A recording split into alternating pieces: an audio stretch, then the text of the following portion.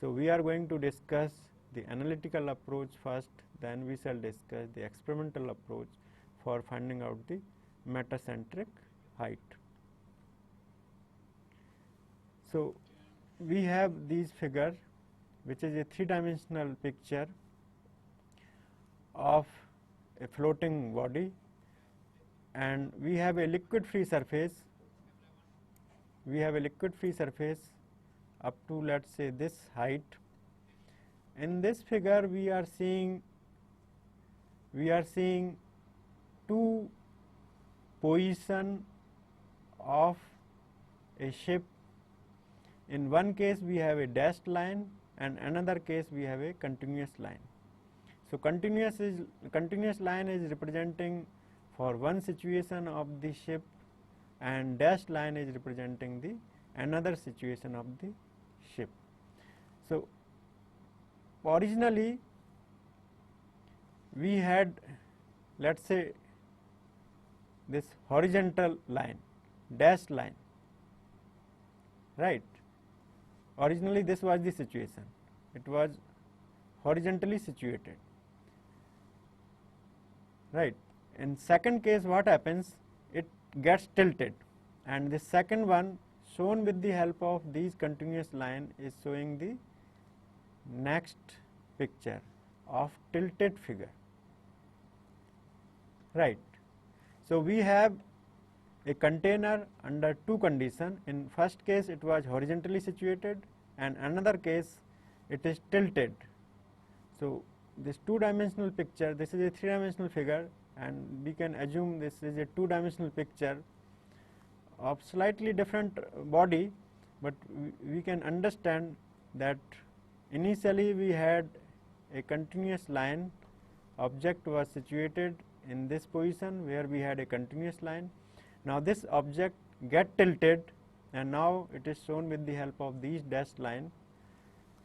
So, similarly we can assume here we have a picture of a body which is having two kind of position, one is the horizontal one and another one is the inclined one. So, what happens when a body which was horizontal earlier, so this was the position OO, now it gets tilted, right. So, it takes the position, and as such the liquid free surface is concerned, this remains in some position, right, because this much is the water level in which this body is submerged. So, if you look at this figure, we have shown here the crossed hatch on left hand portion and right portion. In left hand portion, this much portion of the body was inside the water when it was horizontally situated, and this much portion of the water, this body was outside the water. Now, this much portion of the body has gone inside the water. So, this much body portion has emerged out of the liquid, and this much portion of the body is submerged into liquid. When some portion of the body comes out of the liquid, then it was earlier experiencing a buoyancy force because it was inside the water. Now, since it has come out of the water, now it will not experiencing the buoyancy force, and the right portion, this body was not inside the water earlier. Now, this portion of the body is inside the water. So, earlier the right portion was not experiencing the buoyancy force which it is experiencing now.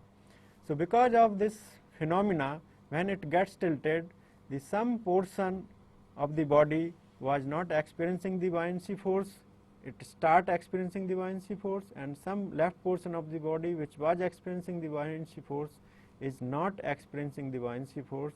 So, we can find out the buoyancy force with the help of simple principle, that how much volume of the liquid is being displaced or it has come inside the water. So, for that we have these two lines shown for a small area dA, and width of the container is b. So, what is this perpendicular height? If this distance is x and angle is theta, angle of tilt is theta, that is also known as heel angle, if angle of heel is theta, then what is this perpendicular height? Perpendicular height is x theta. So what is volume? X theta multiplied by perpendicular area. Perpendicular area is equal to dA. So what is the volume? Volume is equal to dA multiplied by x theta. So dA into x theta is the volume of the fluid multiplied by weight density of the fluid, which is equal to rho g. So rho g x theta dA is the force. Now this force will produce a couple about the axis. So force multiplied by distance. What is distance? Distance is x multiplied by x, and what is the net force? Net force is equal to integral. So net force is equal to integral of this. So you integrate from 0 to b, and this is multiplied by 2, because on the left hand side we had a force, on right hand side we didn't had a force, but now because of the tilting, left hand side is not experiencing force and right hand side starts experiencing the force. So basically the effect of tilting is that twice of force, right? We may say that some force is removed from left portion and it has put on the right portion. So we have a 2 here. So 0 to b, this makes a couple. Now this couple must be equal to what? We know that cause must be equated to effect. What is the effect of this couple? V gets shifted from B to B dash, right? So buoyancy force starts acting through B dash, and what is the couple produced by this resultant FB dash passing through B dash is equal to FB dash multiplied by perpendicular distance. What is perpendicular distance? If theta is very small, then BM into theta is a perpendicular distance, so FB into BM theta. So this is the balancing the cause and effect, and by solving it we can find out the value of BM. BM is equal to the integral of x square dA is the second moment of area of this plan view. This is a plan view, plan area. So BM is equal to I divided by V. What is I? I is the moment of inertia of this plan area, top view, about this axis, right? So BM is equal to IV. We can calculate, and if we know the position of the G, then we can find out the metacentric height. GM is equal to VM minus BG with the help of analytical approach.